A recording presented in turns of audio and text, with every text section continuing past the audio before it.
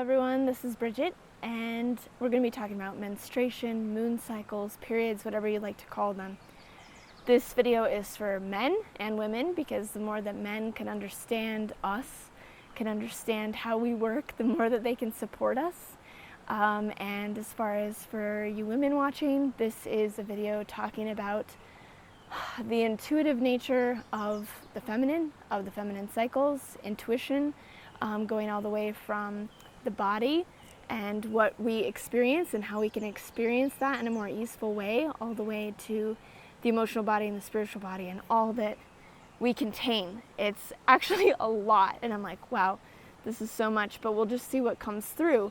And to start, it's kind of interesting that I find myself here of all places, and that is part of this intuition that we'll be talking about, which has guided me here to the source of this really sacred spring in Sedona to be transmitting, because I could feel the nature spirit so strongly wanting to support this and the collective women, because for so long the moon cycle and the period has just been like banished. You're just handed a tampon when you hit between 10 and age 14, and it's like, okay, hide it and good luck. You know, that's pretty much where our initiation as women has gone. And so we're kind of picking back up the pieces. And by telling and sharing our stories, so much of that can be reclaimed.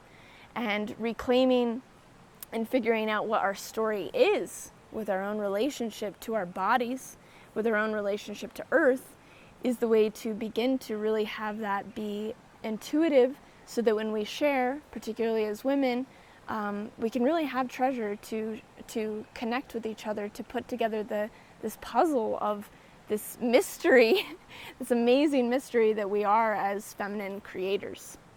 So to begin, this cycle of feminine menstruation goes for 28 days, which is the same as the moon. And to understand that we are seasonal, that we go in cycles, and when in balance, we actually completely match the moon and in many ways the earth. I feel like the woman's body is a microcosm of the earth herself, and I feel that's very much so why I'm meant to be here transmitting to you, no matter what the lighting or what this looks like. I'm just supposed to be doing this. And so we are of this clay, like we are made of this womb of earth, and we then hold our own womb, beautiful cave within us. And so over these cycles, wherever yours starts, wherever yours ends, however you want to look at that, there is a lot happening. So we begin when we bleed with this follicular cycle, part of our cycle that is connected to high estrogen. So during this time, we have more energy, we're vivacious, we have just gone within the depths of our womb and come out with inspiration, and we have a lot more energy, everything's going, thriving, right? And then we hit the luteal phase, which is progesterone dominant, which means that we're more tired, we're more fatigued. And in the middle is this potency of ovulation, right? Where you're horny and juicy and totally vivacious. And then we go into this period after this progesterone phase. I just like to call them by their hormones, because really it's so hormonal that it's easier for me to remember. And then at that phase, we go into this bleeding moment where we shed the uterine lining, and all of that nutrient-dense vitality that could have been life, that could have been a baby, and we bleed that out. And so in this space, there's so many things to this. And in this modern society, we've become kind of manly.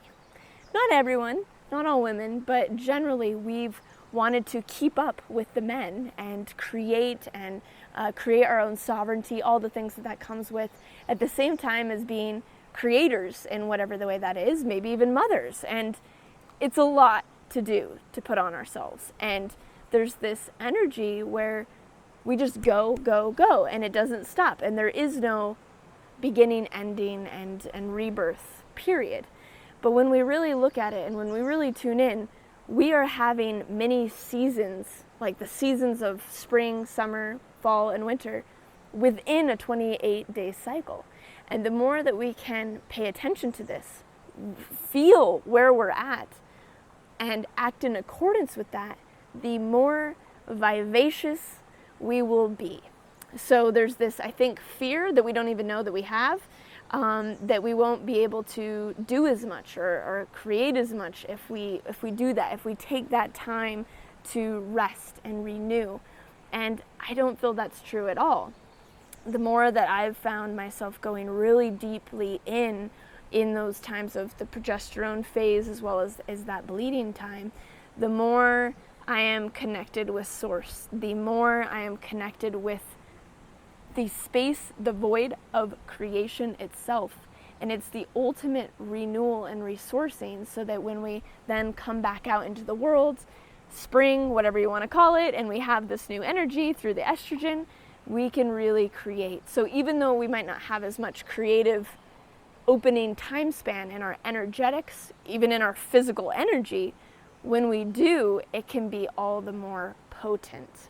So that's something to look at.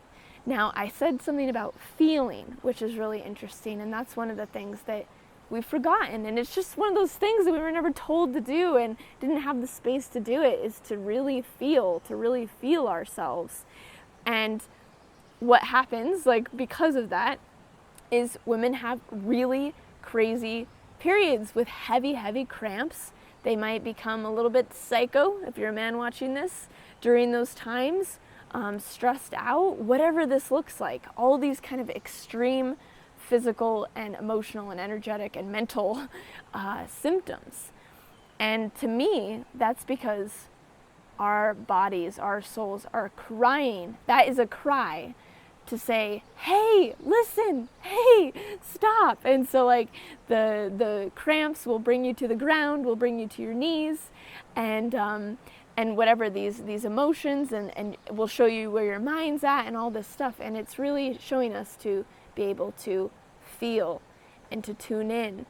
And I was not this way. Even when I was like in high school, it was like, put in the tampon, you're good to go. You just go through life the same way that you always went through it. And you're exercising the same amount, like when I was doing dance, and it just doesn't even matter. You have to do it. And as I've created more time and space for myself and began to tune into these energies of myself, I've realized that it's literally an untapped wellspring of our potential. So you might not be feeling it, but that's because it's been covered up just by the lack of awareness. And so really bringing presence into how much potent power is there is indescribable. And it's becoming more and more meaningful to me every cycle, every rotation. And as we also begin to bleed, I found it really interesting in The Power of Now by Eckhart Tolle, is that he's not specific. Most of the time it just comes back to presence or generalization. But the one time that he said something very specific was during that time, right before the moon cycle starts, or when you're on it. It depends how you operate. For me, it's right before my cycle starts, bleeding, that I'm already energetically tapping into this void of the collective. And that's what he says it's an opportunity to not kind of run the old cycle, run the old pattern of the feminine collective and go through that kind of tumultuous past that it has had for whatever various reason. But it's a time to remain extremely present so that you can then be a source of the new cycle of what the collective needs. So during the bleeding time, there is so much power in opening up. You probably feel it, your intuition, your extrasensory abilities. It's a very inward time to go in, to renew, to go back like into the womb cave and be and feel. And so much is latent in there, whether it's tapping into the collective and seeding new beauty within the collective. If we can stay very present, it's a time to connect with our ancestors and to move through old energy, or to tap into our gifts from that. I'll tell a few stories about that in a moment. But really it's a time to connect and to commune with our intuition, with our feeling space, and to be taken care of, because so much of the feminine is taking care of, others, and it is our time to take care of ourselves and actually resource. And I find this very interesting because we're talking about these cycles for you personally. Now, there's also the cycles that are happening with the moon, right? And at a time when we were perfectly in balance, women would mostly bleed on the new moon, which would be called a white moon, and then they would ovulate and be potently ready for fertility, to have a baby during the full moon. Now, oftentimes in our society nowadays, women bleed on the full moon, which is called a red moon cycle. And this is usually a sign of women who are like really going for it and really giving out in the world. It's very like action-based creation. And whereas this white moon is internal-based creation from this very kind of nourished place that then leads to higher amounts of fertility to actually have a baby. So look at where your cycle's at and see how it matches with the moon, and it'll start to indicate to you if you're maybe doing too much and want to renew, or maybe you want to totally do it on, like bleed on the full moon and have that full potency and go for it for the world, whatever you want to do. But it's really interesting to see how that works. And wherever yours is, are you coming into this estrogenic, like fruitful potency at the time when the overall collective and the moon is waning and the energy is lower? See, it gets kind of interesting because then it can be off balance because the energy of those around us might be a bit more down and everything's kind of falling away and going inside, but you're coming into fruitfulness. So see how that engages with you, and also see where you are on the different parts of your moon cycle. Maybe you're more potent at various times and not potent at other times. It's so specific, and that's what's so special about it, is because it's uniquely ours. And for me, for instance, I get this intuitive opening, like I was saying, a few days before I actually bleed, and then within a few days of bleeding, then I come into my potency while I'm actually still bleeding. So it's a strange thing, but it's great because it's more synced with the new moon as I come out with this new energy. So it's perfect however you do it. So now getting into a few of the physical details. So 70% of women use tampons, and all tampons, unless they're organic, are really toxic and lead to all kinds of crazy stuff and not good stuff for our wombs, which is one cell thick and actually really absorbs toxicity, whatever's in it. You don't even want to put essential oils up there because it's such thin skin. And imagine putting up that toxic tampon. And the idea is that we put up the tampon and we soak it up and we throw it away. But the vitality and the plasma and the frequency and the magnetism of moon time blood, which has stem cells, is extremely powerful on an energetic and in a physical level to actually heal. And so one of the options, if you haven't heard of it already, is to get a moon cup. I'm saying that I'm not even in frame, I'm just talking.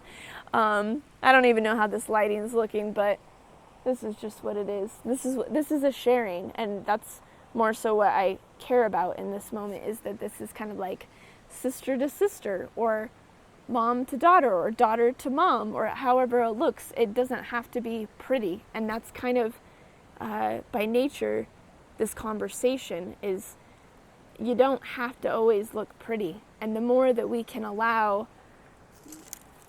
like, the death of these broken branches and the new growth of beautiful new life, the more that we can be in touch with ourselves and the more that we can create goodness for Earth. So the other option that I was sharing about is moon cups. And so it's a latex cup or a rubber cup that you actually fold and you stick up there and it collects the blood. Okay, a lot of women try this. A lot of my friends have tried this, and then they get really annoyed with it because it kind of doesn't work, or it leaks, or you have to get used to it. Eventually it does work, And you have to get the right size and all that stuff, but you can actually collect the blood.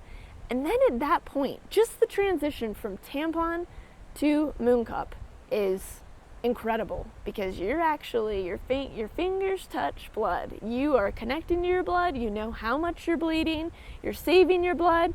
It's this whole thing. So there's so much that can be done then with this blood. And this has been done for millennia in different tribal cultures. This is just like standard. This is not weird at all. And whether it's you that's freaked out by it, or whether it's your boyfriend or your partner or your brother or whatever it is, it doesn't matter. All that matters is your own connection with it. And then as you get comfortable with it, with this part of yourself, the more that we can come into comfortability for everyone on this subject. So in the collection of this blood has tremendous power.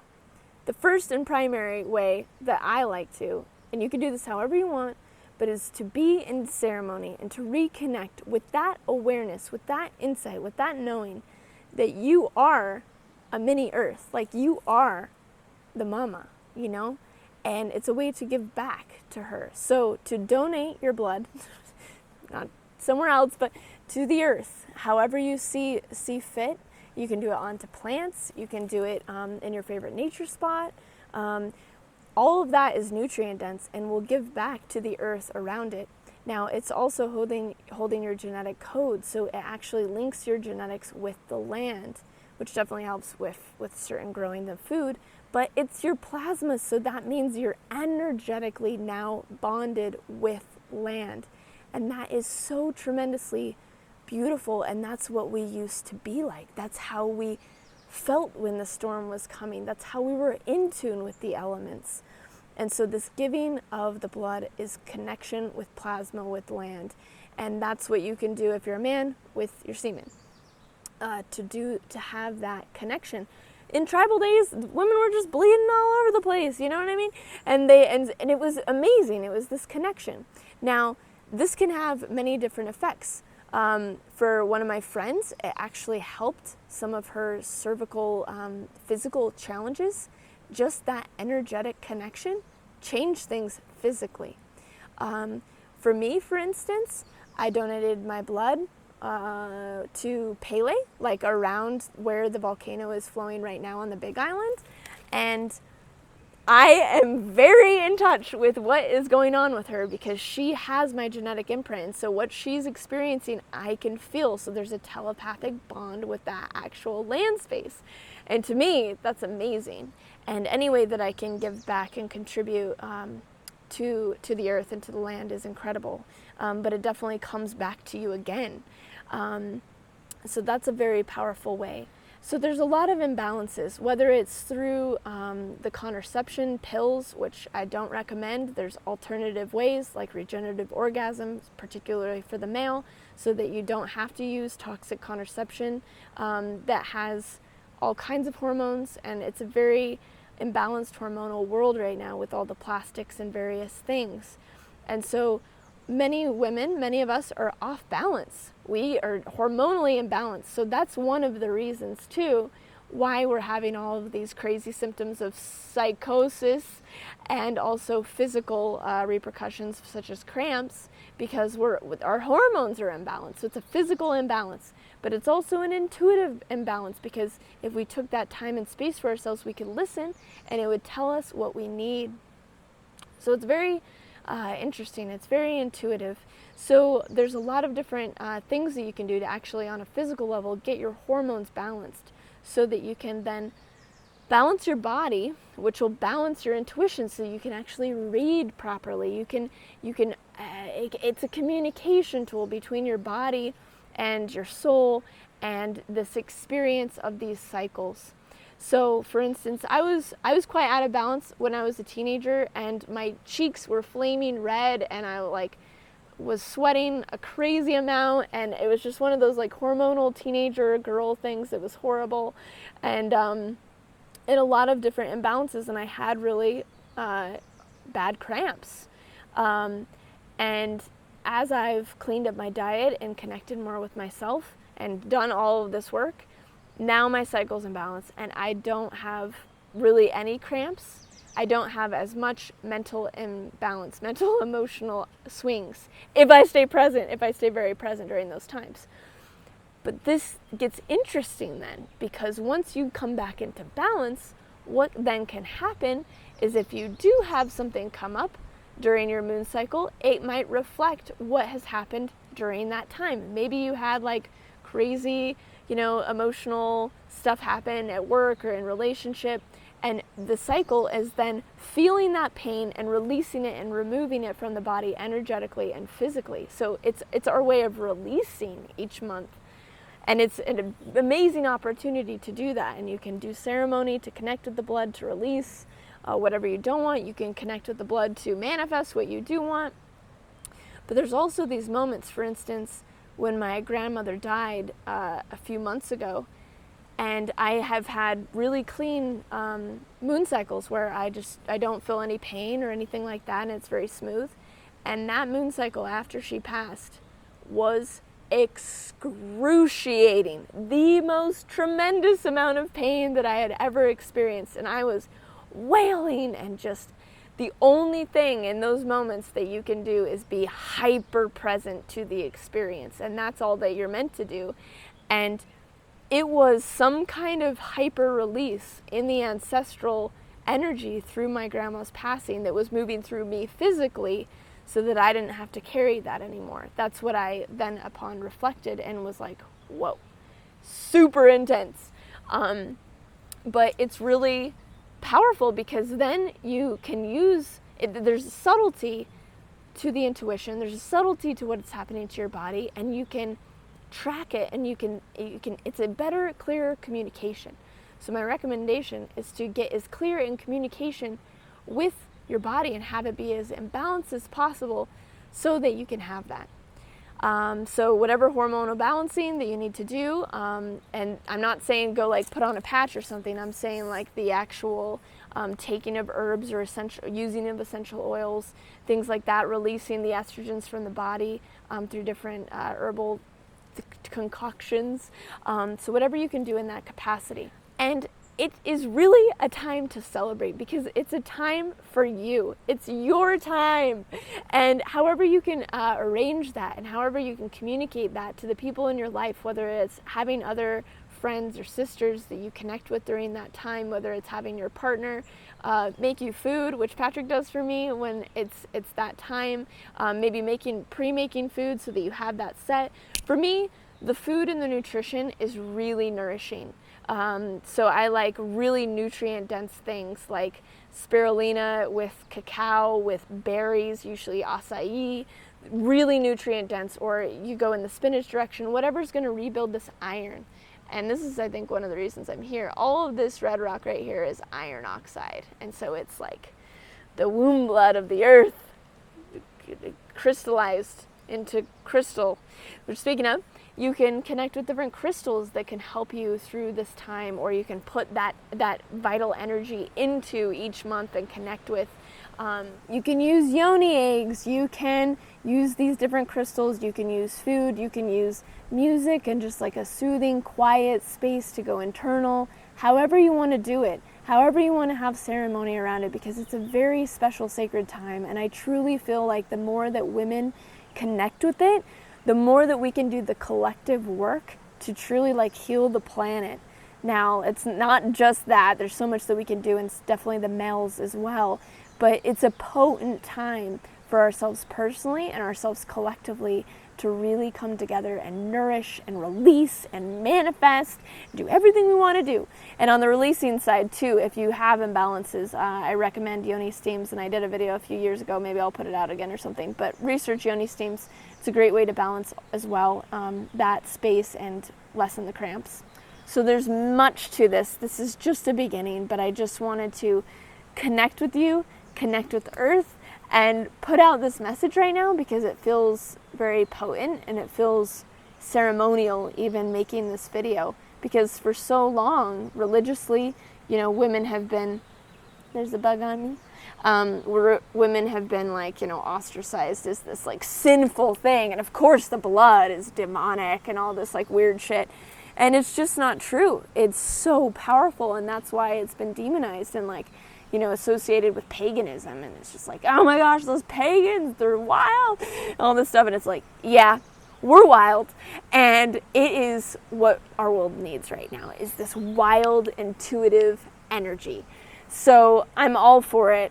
This is just a beginning conversation to get things going, but connect in with yourself, balance yourself, and connect with other women about this, because it's time. And there's so much support for this now, with red tent spaces and different like womb circles in various cities. So you can do that with other women. You can just do that with yourself, whatever you want to do. But I just wanted to reach out there and say, if you can, stop using tampons. I think we go through like 300 pounds of like plastic toxic shit that we put up us and put on us in a lifetime. It's not good for the planet, not good for our bodies. So see how you can do that in a way that aligns with you. I use organic tampons if I'm traveling or it's just like not possible, but the rest of the time I collect mine through the Moon Cup. You can do reusable pads as well that they have that are really amazing as well. So whatever feels good to you, do it and connect with yourself. And you're amazing. And I love this. So that's all for now.